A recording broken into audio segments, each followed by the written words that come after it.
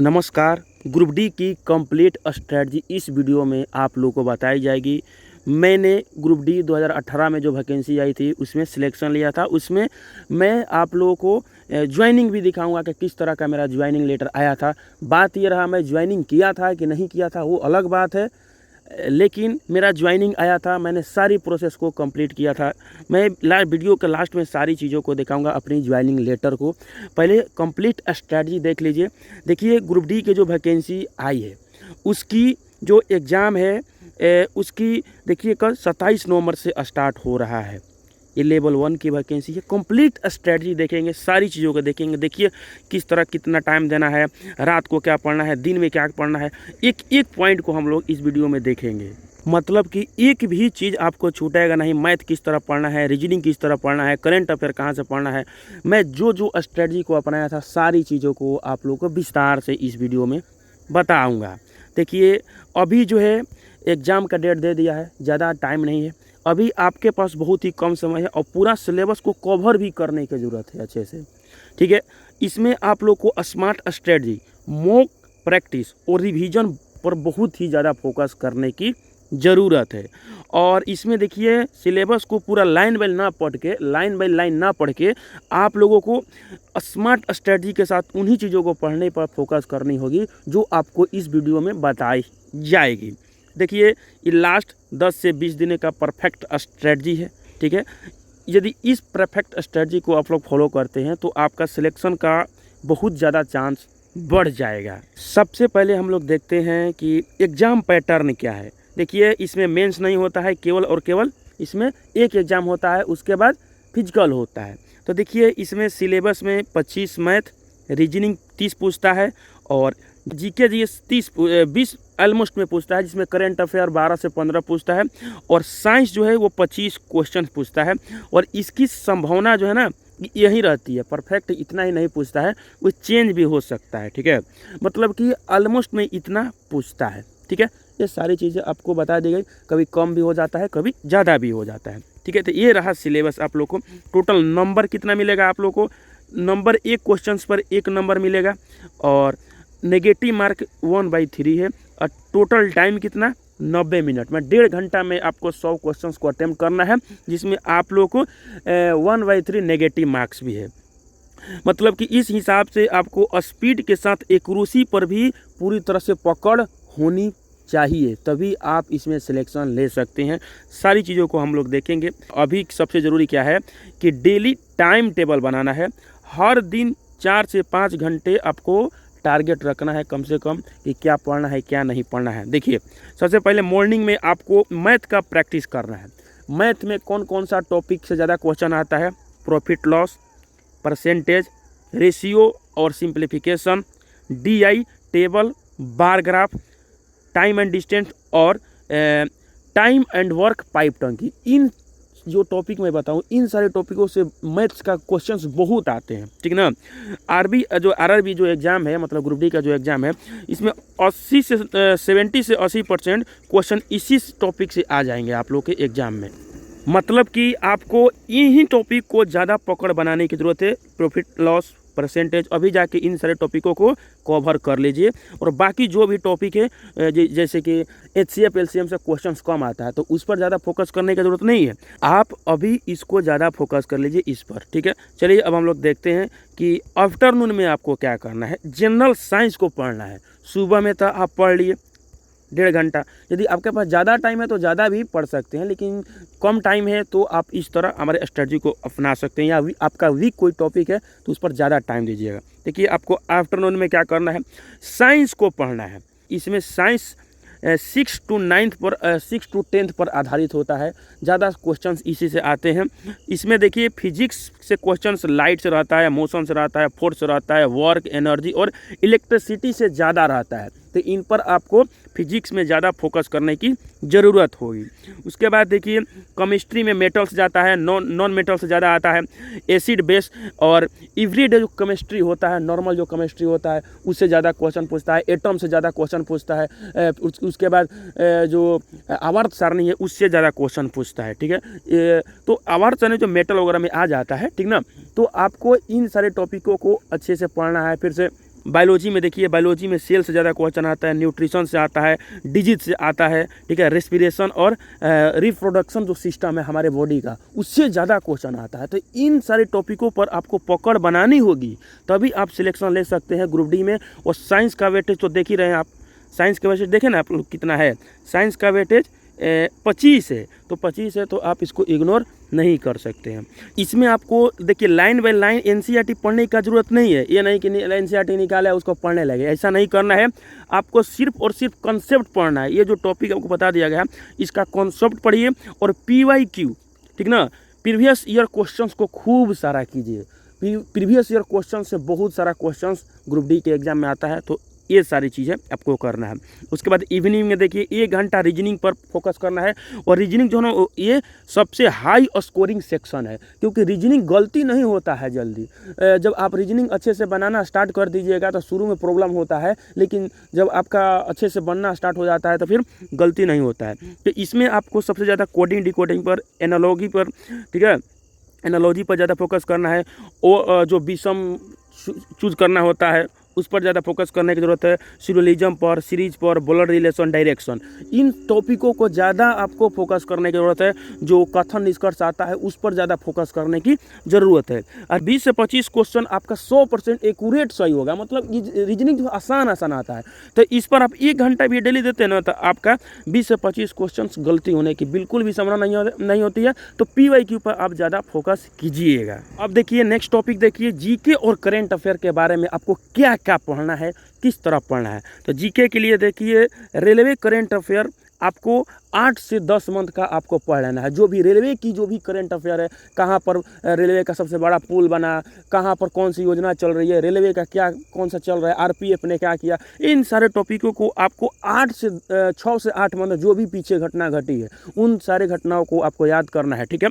उसके बाद नेशनल जितनी भी इवेंट्स है, ठीक है, उसको कंप्लीट करना है, अवार्ड्स को कंप्लीट करना है, स्पोर्ट्स को कंप्लीट करना है। जितनी भी ये अवार्ड और स्पोर्ट्स होते हैं इसे क्वेश्चंस बहुत सारे आते हैं। उसके साथ स्टैटिक्स जीके, जो इम्पोर्टेड डेज होते हैं, कंट्रीज कैपिटल होती है, मुद्रा होती है, ठीक ना, इन सारे टॉपिकों को आपको पढ़ना ही पढ़ना है। आप दूसरी चीज़ों को पढ़े चाहे ना पढ़े, लेकिन इन सारे टॉपिकों को पढ़ना ही पढ़ना है, ठीक है। और आपको क्या करना है, रोज़ 20 से 30 करंट अफेयर आपको रिवाइज करना है। पीछे का जो पढ़ चुके हैं उसको रिवाइज भी करना है डेली, क्योंकि ग्रुप डी के एग्ज़ाम में आपको 12 से 14 करंट अफेयर का क्वेश्चंस मिल जाएंगे।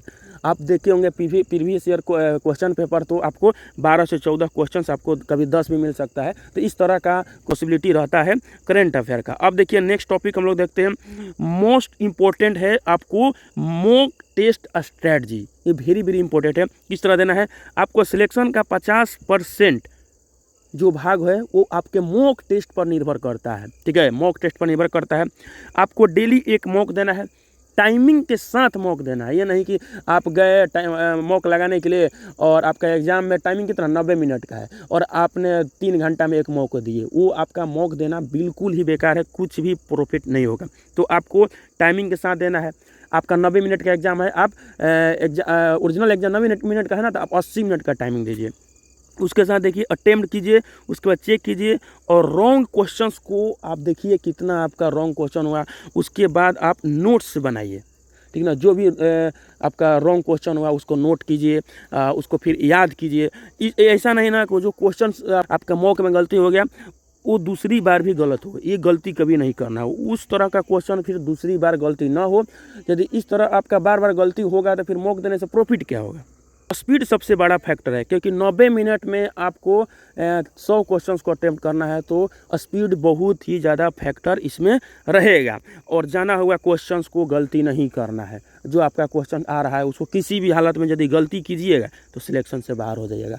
आपको मॉक यहाँ पर दीजिएगा तो यहीं आपको बेनिफिट होगा कि आपका जाना हुआ क्वेश्चंस गलती नहीं होंगे। तो हम लोग देखते हैं नेक्स्ट 4 नंबर पॉइंट में क्या दिया हुआ है कि प्रीवियस ईयर क्वेश्चन PYQ जो होता है सिलेक्शन का सबसे बड़ा शॉर्ट कट है। RRB का जो एग्ज़ाम है उसमें फिजिक्स, मैथ, रीजनिंग 70 से 80% रिपीट होती है। तो आपको रिवीजन करना है और PYQ जो क्वेश्चन आता है उस पर ज़्यादा फोकस करने की ज़रूरत होगी। डेली आपको 1-2 पेपर को कम से कम आपको सॉल्व करना है। जो पिछली वैकेंसी में एग्जाम्स हो गई है उनको आपको सॉल्व करना है डेली। और जितने ज़्यादा PYQ करेंगे एक्यूरेसी उतनी ही बढ़ेगी। आप जितनी ज़्यादा PYQ कीजिएगा उतनी आपकी एक्यूरेसी बढ़ने की संभावना होगी, क्योंकि PYQ बार बार एग्जाम में आते हैं। तो ये स्ट्रेटजी आपको अपनानी है। नेक्स्ट देखिए कि रिवीजन प्लान बहुत ही जरूरी है। हर सब्जेक्ट के लिए एक छोटा नोटबुक बनाए, क्योंकि जो भी आपका क्वेश्चन गलती होता है उसको सही कर सके, उसको रिवीजन कर सके। मैथ का फार्मूला जो है उसको याद कर लीजिए। सारी मैथ का फार्मूला आपको भूलना नहीं है। 2D 3D और जितना भी टॉपिक ऊपर बताया गया है, लाभ हानि का, परसेंटेज का शॉर्टकट, उसको अपना लीजिए।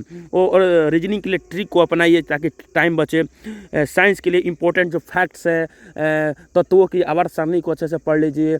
अभिक्रियाएँ जो होती है कि कौन सी अभिक्रिया, वियोजन अभिक्रियाएँ, ठीक है ना, इस तरह का आपको पढ़ना है। उसके साथ देखिए जीके जो है, जीके के लिए मंथ वाइज करेंट अफेयर पहले पढ़ लीजिए। स्पीडी बुक से, स्पीडी का बुक आता है, उसका हमारे टेलीग्राम ग्रुप पर डेली क्यूज भी कराया जाता है होमवर्क दे के, तो आपको उसको भी कंप्लीट कर सकते हैं। इस वीडियो के डिस्क्रिप्शन बॉक्स में लिंक मिल जाएगा टेलीग्राम पर।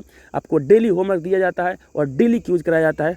करेंट अफेयर आपको उससे बिल्कुल ही सही हो जाएगा, ठीक है। अब देखिए एग्जाम से 5 से 7 दिन पहले सिर्फ रिवीजन और मॉक टेस्ट करें, ठीक है। मतलब कि जब आपका एग्जाम पास में आ जाएगा, आप तो देख लिए होंगे कि आपका किस दिन एग्जाम है।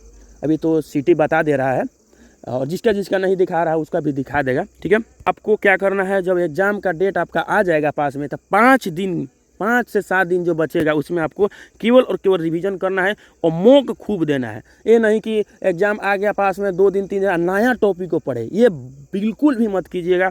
ये अपनी स्ट्रेटजी को मैं बता रहा हूँ, ठीक है।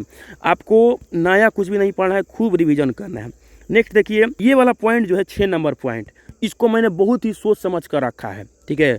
बहुत ही दिमाग लगाने के बाद ये वाला टॉपिक आपको मैं बता रहा हूँ। देखिए समझा रहा हूँ पहले किस तरह पढ़े कि सिलेक्शन पक्का हो जाए, लगभग पक्का हो जाएगा। क्या करना है, आसान टॉपिक्स पहले करें। जो भी आप मॉक दे रहे हैं कभी भी, तो मॉक में ये नहीं कि लगातार नहीं करना है, क्वेश्चंस को 1 से 100 तक लगातार नहीं करना है। करना है कैसे है, 1 नंबर क्वेश्चन आपका याद है तो 1 नंबर कीजिए। उसके बाद मान लीजिए 4 क्वेश्चन याद नहीं है तो 5वां क्वेश्चन को कीजिए। लगातार नहीं करना है, नहीं तो टाइम आपका वेस्ट हो जाएगा और सिलेक्शन से बहुत ही दूर चले जाएंगे आप, ठीक है। और डेली आपको मॉक लगाना है, डेली अभी आपको मॉक लगाना है, ठीक है। वीक एरिया को टारगेट करें। जो भी आपका मान लीजिए रीजनिंग में सीटिंग अरेंजमेंट आपका गलती हो रहा है, मैक्सिमम कैंडिडेटों का गलती होता है, तो सीटिंग अरेंजमेंट पर ज़्यादा फोकस कीजिए, ठीक है। और स्पीड एक्यूरेसी का बैलेंस करें। टाइम और एक्यूरेसी, गलती भले कम अटेम्प्ट करेंगे लेकिन हम सही अटेम्प्ट करेंगे, गलती क्वेश्चंस को अटेम्प्ट नहीं करेंगे। ऐसा नहीं कि अंदाज पर कुछ भी मार दिया जिससे क्वेश्चंस को गलती हो जाएगा और नेगेटिव ले लेंगे तो आपका मार्क्स जो है घट भी सकता है। आपको पता है 1/3 नेगेटिव मार्क्स है। तो आपको स्पीड बना कर रखना है और एक्यूरेसी के बना कर रखना है। आप भले ही 70 ही क्वेश्चन सही कीजिए, लेकिन सही कीजिए, 70 ही अटेम्प्ट कीजिए। जितना अटेम्प्ट आपको आ रहा है उतना ही करना है। उसके साथ देखिए रात में सिर्फ रिवीजन कीजिए। रात में देखिए दिन भर आप पढ़ के थक जाते हैं, तो रात में आप नया चीज़ें पढ़िएगा तो वो क्या लगेगा, बोरिंग जैसा लगता है। तो रात में आपको न्यू चीज़ों को नहीं पढ़ना है और कॉन्फिडेंस को बना कर रखना है कि उस व्यक्ति का सिलेक्शन हो सकता है। आपका कोई दोस्त का सिलेक्शन हो गया है तो ये कॉन्फिडेंस बना कर रखिए कि उस व्यक्ति का सिलेक्शन हो सकता है, तो मेरा सिलेक्शन क्यों नहीं होगा। अपने आप को कॉन्फिडेंस बना कर रखिए कि इस बार किसी भी तरह हमको सिलेक्शन ले ही लेना है, ठीक है। तो ये स्ट्रेटजी आपको अपनानी है। सारी चीज़ों को आपको बता दी गई है, एक भी पॉइंट छोड़ी नहीं गई है। आइए हमारे अब ज्वाइनिंग के ऊपर देखिए। ये ज्वाइनिंग देखिए, ये रंजीत कुमार मेरा नाम है, आप लोग देख सकते हैं यहाँ पर रंजीत कुमार नाम लिखा हुआ है। और आप लोग मेरा जो मोबाइल नंबर देखते होंगे, ये मोबाइल नंबर भी आपको अभी जो सारी चारों तरफ बताई गई है, आप लोग हमसे संपर्क करना चाहते हैं तो मोबाइल नंबर भी यही वाला चलता है। अभी हमारे टेलीग्राम से जुड़िएगा तो ये नंबर आपको मिल जाएगा, ठीक है ना। यही वाला लास्ट का 2-4 डिजिट ये वाला। तो मेरा नाम रंजीत कुमार है और मेरा जो बोर्ड था, जो जोन था, वो ईस्ट कोस्ट रेलवे था। और मेरा ज्वाइनिंग लेटर देखिए कब आया था, 7/1/2020 का, ठीक है। और इसमें देखिए मेरा यही ज्वाइनिंग लेटर, अभी जब ज्वाइनिंग कीजिएगा तो इसी तरह ज्वाइनिंग आएगा। और इसमें और 2-4 पेज था, तो उसमें 2-4 पेज को मैंने ऐड नहीं किया है। केवल देखिए क्या लिखा है कि सब्जेक्ट देखिए provisional temporary appointment for the post of helper track machine. इस पोस्ट पर सिलेक्शन हुआ था मेरा। मैं इस पर ज्वाइन किया या नहीं किया इस चीज़ों को मैं इस पोस्ट पर ज्वाइन किया या नहीं किया ये अलग बात है, ठीक ना। जब इसका ज्वाइनिंग आया तो मैं दूसरे जगह ज्वाइन कर चुका था उस टाइम इससे अच्छी पोस्ट पर। तो खैर वो सब अलग बात है, लेकिन किस तरह तैयारी करना है सारी चीज़ों को बता दिया गया। क्या करने से आपका सिलेक्शन हो जाएगा, क्योंकि मेरा भी ज्वाइनिंग आया था तो मैंने भी मेहनत किया था तभी ज्वाइनिंग आया था। रनिंग भी किया है, रिटर्न भी निकाला है, डीबी भी कराया है, मेडिकल भी कराया है। सारी चीज़ों कराने के बाद ये ज्वाइनिंग आती है, आप लोग को तो पता है। तो ये स्ट्रैटेजी है, आप लोग को ज्वाइनिंग के साथ बता दिया ताकि आप लोग अच्छे से पढ़िए।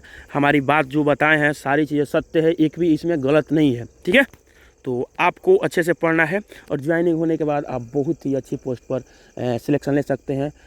ग्रुप डी में भी ज्वाइनिंग करेंगे और बाद में आपका सिलेक्शन दूसरे पोस्ट पर हो सकता है यदि आप पढ़ते रहिएगा तो, ठीक है।